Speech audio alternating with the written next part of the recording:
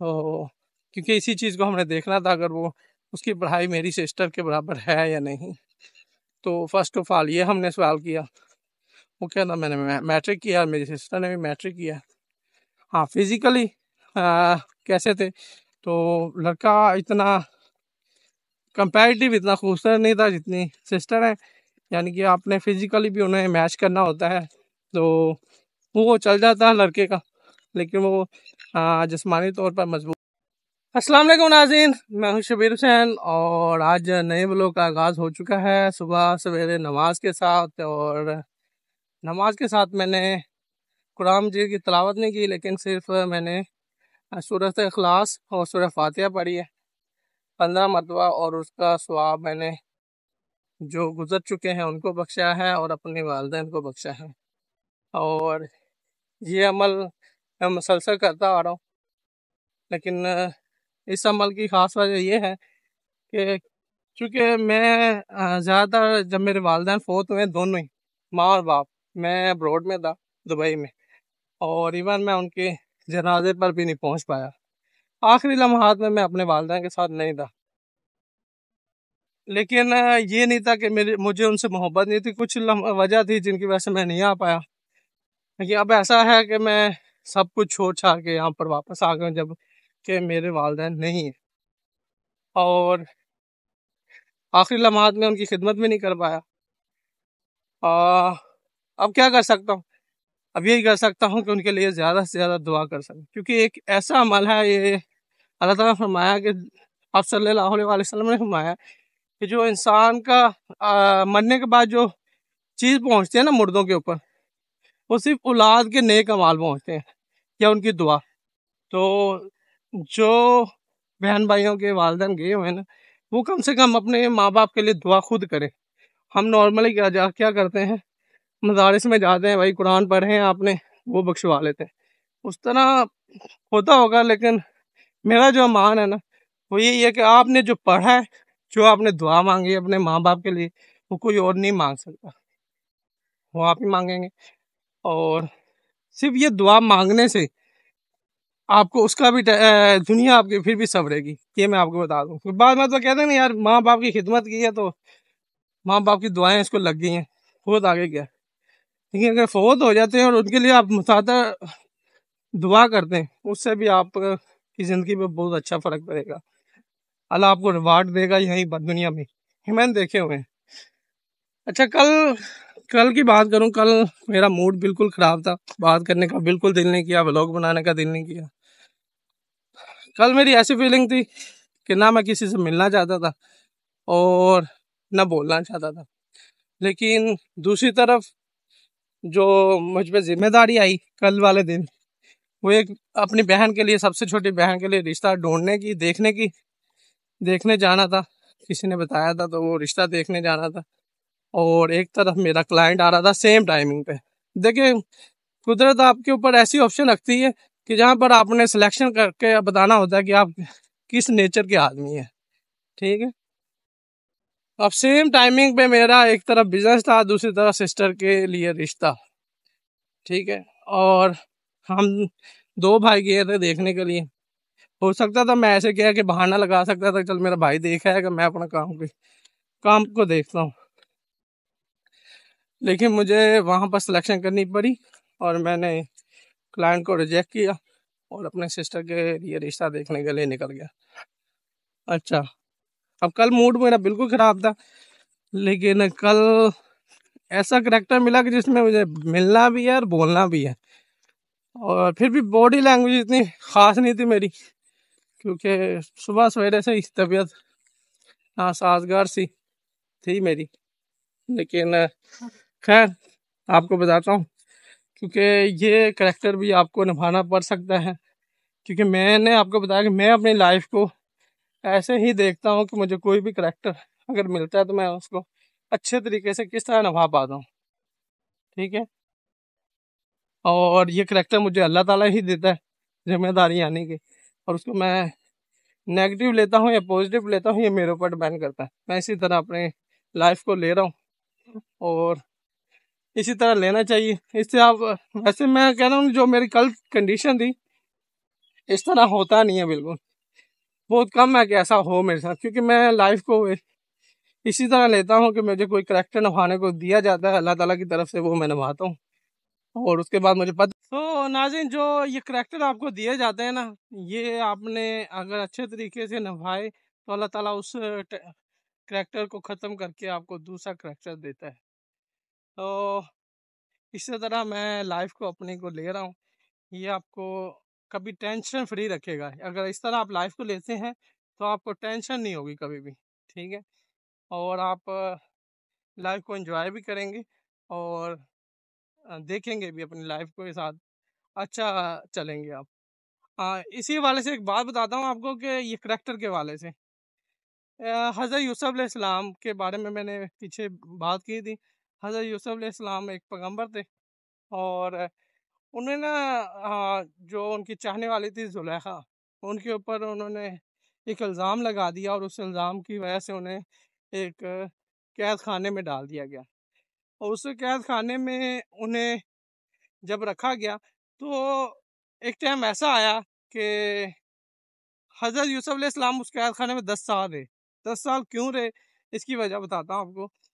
तो जैसा कि हज़रत यूसुफ अलैहिस्सलाम नबी थे, पैगंबर थे, और वो किसी इंसान से तो मदद मांग ही नहीं सकते थे, ठीक है, वो डायरेक्ट उनका कॉन्टैक्ट था जो वो अल्लाह ताला से था, ठीक है। और जब वो कैद खाने में थे तो वहाँ पर एक बादशाह का नुमाइंदा आया और 2 कैदी आए जो कि बादशाह से मंसूब थे। उन्होंने ख्वाब देखा, ख्वाब की ताबीर बताई और वो बादशाह को पसंद भी आई।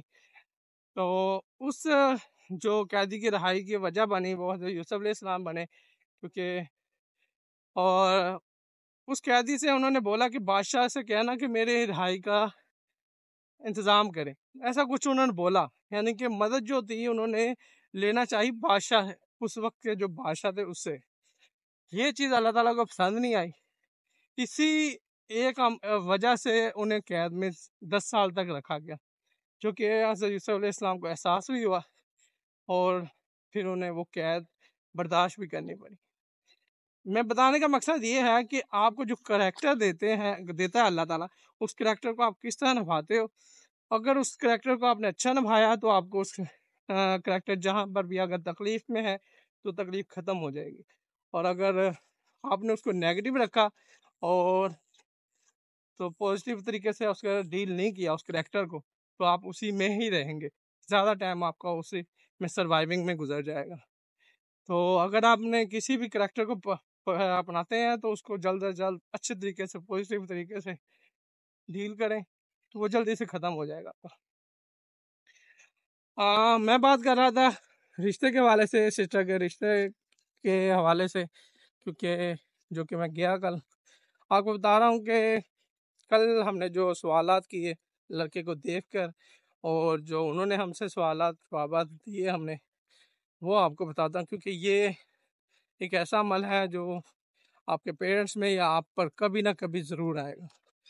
क्योंकि मेरे वालिदैन नहीं है तो ये करैक्टर मुझे खुद ही निभाना था। तो जब हम गए हैं तो हम लड़का जो था हमारे सामने बिठाया गया, उससे कुछ क्वेश्चन हमने किए कि वो कितना पढ़ा है। तो क्योंकि इसी चीज़ को हमने देखना था अगर वो उसकी पढ़ाई मेरी सिस्टर के बराबर है या नहीं।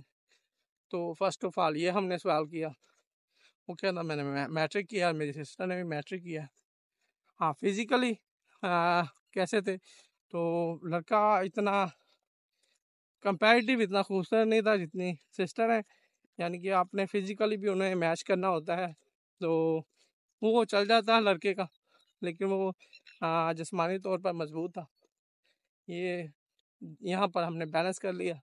और दूसरा, कारोबार क्या करता है, नौकरी करता है कि अपना करता है, तो ये भी सवाल किया। तो ये सवाल उसने बोला कि वो पान और ये शॉप है उसकी, पान वगैरह, बोतल वगैरह, बिस्किट वगैरह, ये इसका अपना बिजनेस है और यानी खुद मुख्तार है। और वालिद साहब हैं उसके, उसने गाय और भैंस रखी हुई हैं। थोड़ा सा वो उनका देसी टच है, हम थोड़े से वलैती टच है। ये कह सकता हूँ फुल मॉडर्न नहीं है लेकिन एवरेज मॉडर्न है। और ऐसे माहौल से लड़की को एक देसी माहौल में जाना है, सरवाइव करना कैसा होगा, इसी को मद्देनज़र रखते हुए सवालात तो जवाबात किए हैं। अच्छा खैर, लड़के की समझ हमें थोड़ी बहुत आ गई। और उसके बाद मेरे भाई ने सवाल किया जो लड़के के बाप से कि उनकी क्या डिमांड है। मैं आपको बता दूं, हमारी जो कौम है वो मेवात कौम है, और मेवात कौम यहाँ पर पूरे, अगर जहाँ पर मेवाती होंगे उनके बारे में आप यकीनन कुछ बातें जानेंगे जो मशहूर है। कि एक तो ये लड़की को जहेज़ बहुत ज़्यादा देते हैं, ठीक है, और गाड़ी, यानी स्पेशली जहेज तो देते ही देते हैं, लेकिन जहेज में जो ख़ास चीज़ दी जाती है वो गाड़ी दी जाती है। बाइक हो और बड़ी टूटी करोला, इस तरह की कार, मेरान वगैरह, ये कारें देना का एक रुझान है। और दूसरा, इनमें जो मशहूर है शादियों में, ये रोटी वगैरह अच्छी देते हैं बारात को खाने में, एक अच्छी डिशेस देते हैं। अभी पीछे मैंने एक न्यूज़ भी लगाई थी, शॉर्ट स्टोरी, अगर आप मेरी शॉर्ट स्टोरी को देखते हैं तो उसमें एक इंडिया में वाकया हुआ है कि शादी होगी या बारात आई है, लड़की वालों ने ना वो बारात में जो डिशेस थी उनमें गोश्त की डिश ही नहीं रखी, ना मछली या ना किसी तरह का भी गोश्त, चिकन वगैरह कोई नहीं रखी। सिर्फ इस वजह से लड़कों वालों यानी बारात ने लड़की वालों पे अटैक किया, उन्हें मारा है, क्योंकि उन्होंने खाने में उन्हें अच्छा सरवाइव नहीं किया, जो कि बेहुदा है और फजूल अमल है, ठीक है। लेकिन बस इस जिस माहौल में ये देहात के या जो इलिटरेट लोग हैं उनकी ये थोड़ा सा कॉन्सेप्ट है जो चला आ रहा है, इसी तरह का थोड़ा सा हमारे में भी नहीं है, हमारे में भी है। तो इसलिए जो दो डिमांड होती हैं उसके हवाले से ही पूछा था मेरे भाई ने। आप, इससे पहले भी हमने एक रिश्ता देखा जो कि इसी वजह से रिजेक्ट किया कि लड़कों वालों की डिमांड बढ़ती जा रही थी। हमें हमारी सास को ये सोने की चीज़ें देनी है, मेरे भाई को 70 नहीं होंडा 125 देना है, फ्यूचर में ये कार देनी है, ऐसी कुछ डिमांडें बढ़ती जा रही थी जिसकी वजह से रिजेक्ट किया। इसीलिए ये चीज़ें पूछना बेहतर था। लड़के के बाप ने बोला कि हमने सेम टाइम पर अपनी लड़की की भी शादी करनी है, और उसे जो मंगनी में उन्होंने दी है वो होंडा 70 दी है, और शादी में वो होंडा 125 देंगे, यानी एक बाइक है 1.5 लाख की, दूसरी है 2.5 लाख। ये उसने कहा कि हमने देना है, और मेरी भी ख्वाहिश है कि अगर मैं दूंगा तो मेरे लड़के को भी ये मिले। मैं इसके ऊपर अभी कुछ नहीं कहूँगा, ठीक है, लेकिन ये उसने बताया। और जो हमें साथ लेके जाने वाले थे उन्होंने कहा कि ये हर जगह डिमांड है, हम और इस पे आप डिनाई नहीं कर सकते, ये तो देना ही देना है। यानी कि जहन बन गया ये आपने काम करना ही करना है। खैर, ये भी हम देखते हैं अब।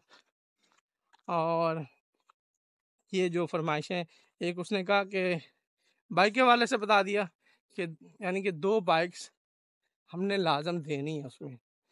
और तीसरी चीज़ उन्होंने कहा कि जो हमारी बारात होगी या वो जितनी भी होगी, या खाने के लिए बारात के साथ जो लोग आएंगे उनका खाना बेहतरीन होना चाहिए, ठीक है। यानी कि वो जहाँ जिस एरिया में वहाँ पर एक बता सके उस गांव वालों को कि मैं, मेरे लड़के की जो शादी है उसमें खाना बहुत ज़बरदस्त दिया गया, वाह वाह करते रहे।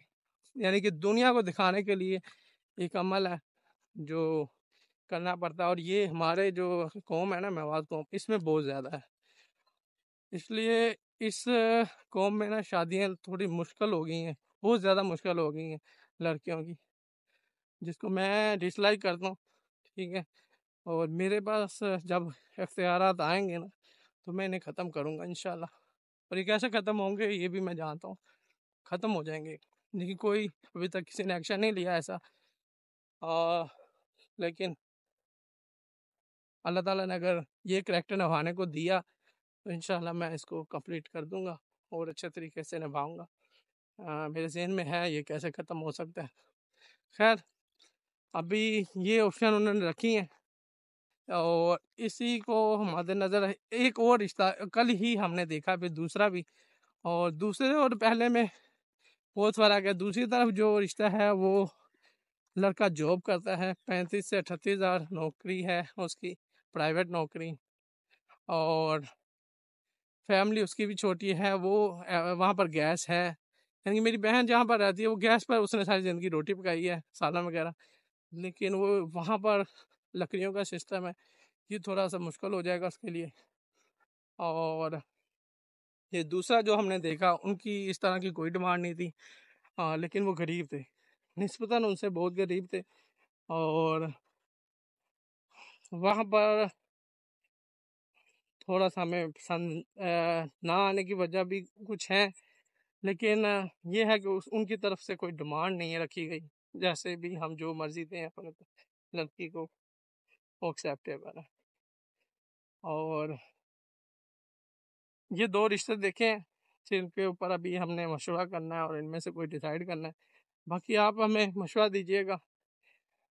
होना तो वही है जो अल्लाह ताला ने करना है, और इस हवाले से बाकी इसके ऊपर अभी मज़ीद बातें करूँगा। कल जो मेरा दिन गुजरा है वो इसी काम में गुजरा है सारा दिन, रिश्ते के हवाले से। और अभी मज़ीद आपसे बातें करूँगा। ठीक है दोस्तों।